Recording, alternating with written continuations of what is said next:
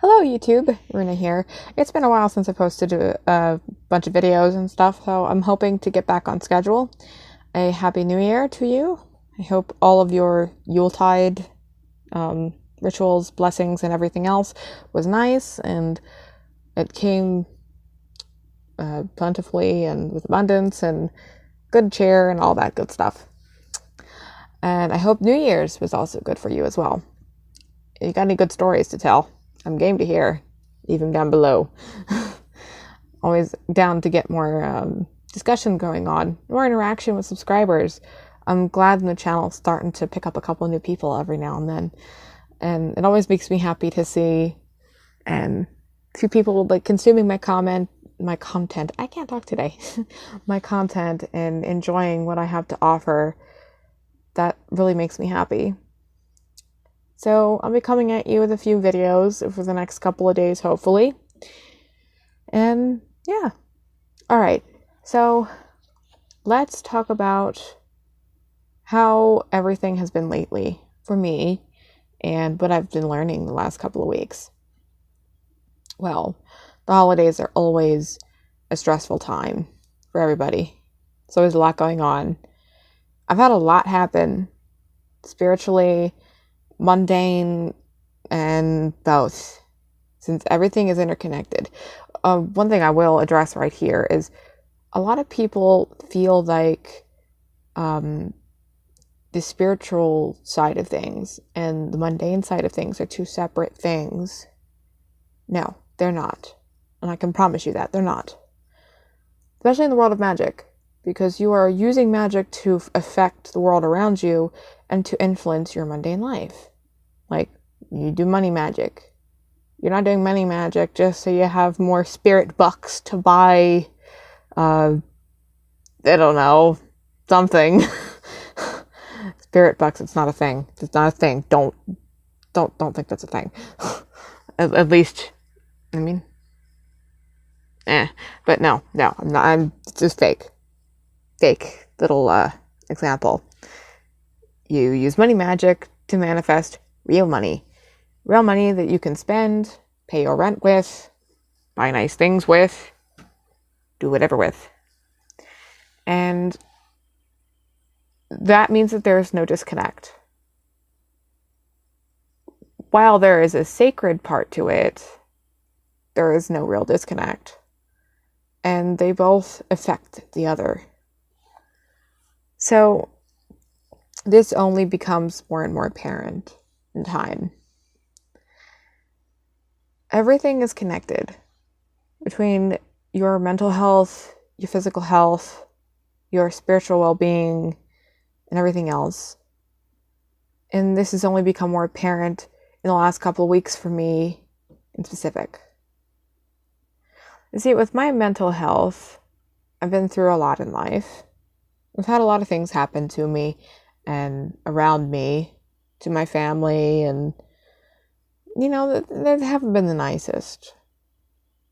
I mean, maybe sometime I will talk about those things more in depth on the channel, but there are things that have produced trauma and emotional scars and give me the need to unlearn certain things and relearn other things, to replace bad habits and faulty conditioning that was put in place to deal with a toxic situation and to become healthy. This has been happening for the last few years, little by little, more and more. And you will never stop having this happen on the path. If there are things that need changing or fixing, they will come forward. Even things you forgot about or you're trying to avoid, they will come forward and they will slap you right in the face. You don't have a choice when you're delving into this type of spirituality, and that's left-hand path or anything else that involves oneness with the universe and the taking of one's own power, the gripping of it and harnessing of it.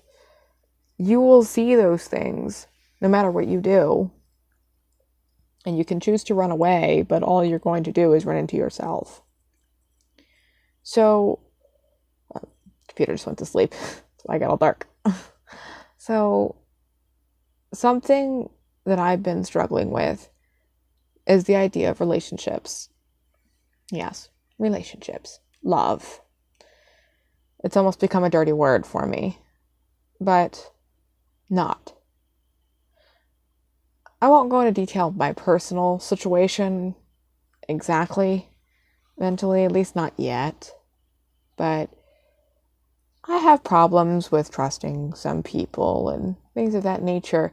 And, love is something that we all want in some way or another. We all need to feel that in some way. And I'm not just talking about romantic love. This is all types of love.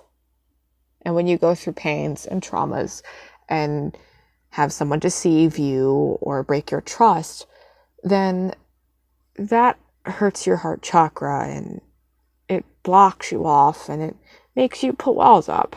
So then when it comes time to actually saying, hey, I feel lonely and I really miss having someone, it's hard to break those walls down. The last few weeks have served to help me break some of my own walls down. At least to start trying to. So the thing is, things that can happen when you think that you understand yourself and you are raw and you are naked before your own eyes, before the eyes of the divine, they will find a way to strip you further. It is intense. It is maddening. It's horrifying. And it can be excruciating. Because if you spent time sectioning off parts of yourself, saying, okay, I want to deal with this, this, and this now. We'll deal with the rest later because it's all I can handle right now. Or, this doesn't have to be dealt with. I'm just going to leave it here and bury it. Forget about it. You will come times where they will not let you do that. And when you're not expecting it, these things will come back and they will basically sucker punch you. And you may be thrown off your game. And this extreme feeling of vulnerability overtakes and you realize, wow, I have never felt so bare before, so open and exposed to myself before. And for people that don't have a good, strong outlook on themselves, or people that have had a lot of problems in life, a lot of traumas, that can be a jarring experience, and that can be one of the things that will destroy you on this path. It's a hard thing to deal with. And I had an experience like that yesterday, in fact. Things came to a head, and I had never felt so exposed. It was something I needed, though. It laid out a lot of things before my eyes that I needed to see, as hard as it was. And later on that night, after I had calmed myself and taken some time just to relax and get my thoughts back in order, I took a walk. Around my house, there's like a lap kind of a thing in the neighborhood we live in. So you come down in the neighborhood, then you go around, and you can go down and then you go back up the same way. That makes sense. And that, we're just going to call it a lap, is really good to take walks around. I like night walks myself. Good introspection and, very little people to bother me. And the neighborhood that we live in has street lights and such, but our landlord is a douche and doesn't know how to replace things. So, I don't know. I mean, they keep going out. And then I think the last one that is down here before you go back up is right by my house, and it's going out. I was taking a walk through a very dark place. And actually, my glasses, as all of you with glasses will know, when it rains, we don't have windshield wipers for those. It sucks. So it gets hard to see. It was maybe like 2 notches above drizzling. Not hard, but not like drizzling either, not just misting or anything. So I was walking and the light goes off. I saw it go off. There was one near my house. Like, okay, so it's going to be really dark. All right. And I had been thinking about what had gone on. And I've been in a semi-meditative state. And when I got back around onto my street, I approached the darkness, which was, I couldn't see at all up ahead. It's complete darkness. None of the houses' lights were on or anything that I could see. Nothing was creating light, and since it was raining, it was cloudy, so there's no moonlight or starlight, and I mean, we're on a new moon actually, so no moonlight anyway. But I approached it without fear. I approached it with confidence. I didn't look back. I just kept going. And as I kept going, the light came back on. And immediately it hit me. Such a thing as seemingly pointless and mundane as a street light coming on and off could mean such a powerful metaphorical message in saying, approach your darkness without fear. The light at the end will come if only you do not turn back. I can't tell you which spirit actually said that, but I have a feeling it was Lucifer. And I benefit from that. And I want you to benefit from it too. When you approach your own darkness, don't look back. Don't run away from it. Approach it without fear. Look into yourself. Look ahead. And come at it with everything you are, because you're a warrior. That is what this path entails. And you will find the light that you are seeking. Thank you very much for watching. Have a lovely day.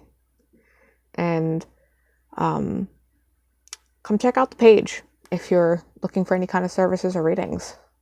We're going to have some new stuff coming up soon. Trying to get more good and educational posts. If you want to see any posts over there, if you follow the page, any kind of topics that you want us to talk about, either email me, comment below, or PM us on the page. Okay? That's we want more discussion, more interaction with all you lovely viewers and everything. We love you very much. Okay. Have a lovely day. Blessings.